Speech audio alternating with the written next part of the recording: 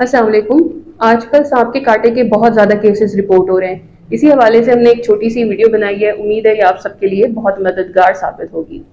سب سے پہلے تو اگر کسی کو خدا نخواستہ سانپ کاٹ لے تو آپ نے گھبرانا نہیں ہے، بالکل پرسکون رہے اور کوشش کریں کہ جو سانپ ہے اس کی کچھ نشانیاں آپ یاد رکھ سکیں۔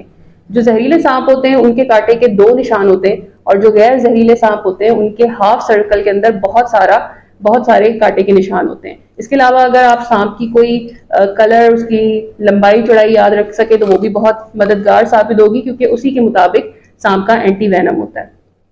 جس کو سانپ نے کاٹا ہے کوشش کریں کہ اس کو زیادہ ہلائیں جلائیں نہیں، وہ زیادہ حرکت نہ کرے، کیونکہ حرکت کرنے کی وجہ سے جو زہر ہے وہ بہت تیزی سے پھیلتا ہے۔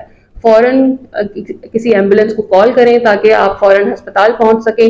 اس دوران جس جگہ پہ سانپ نے کاٹا ہے اس کو کھلے پانی سے اچھے طریقے سے دھو لیں۔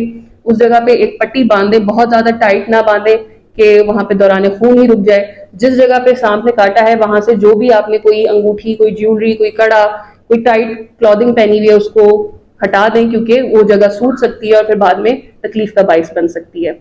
جو چیزیں آپ نے اس دوران نہیں کرنی ہے ان میں یہ ہے کہ جس جگہ پہ سانپ نے کاٹا ہے وہاں پہ چیرا نہیں لگانا ہے، اس جگہ سے خون چوسنے کی کوشش نہیں کرنی ہے، وہاں پہ بہت زیادہ ٹھنڈے پانی کا یا کسی اور لیکوڈ کا استعمال نہیں کرنا ہے، مریض کو زیادہ ہلانے جلانے کی کوشش نہیں کرنی ہے، جس جگہ پہ سانپ نے کاٹا ہے اس حصے کو زیادہ ہلانے جلانے کی کوشش نہیں کرنی ہے، اور اس دوران جب تک ایمبولینس آپ تک پہنچتی ہے یا کوئی بھی طبی امداد پہنچتی ہے اس دوران کوئی بھی ایسی ڈرنکس کا استعمال نہیں کرنا ہے جس کے اندر الکوہل یا کیفین وغیرہ ہو۔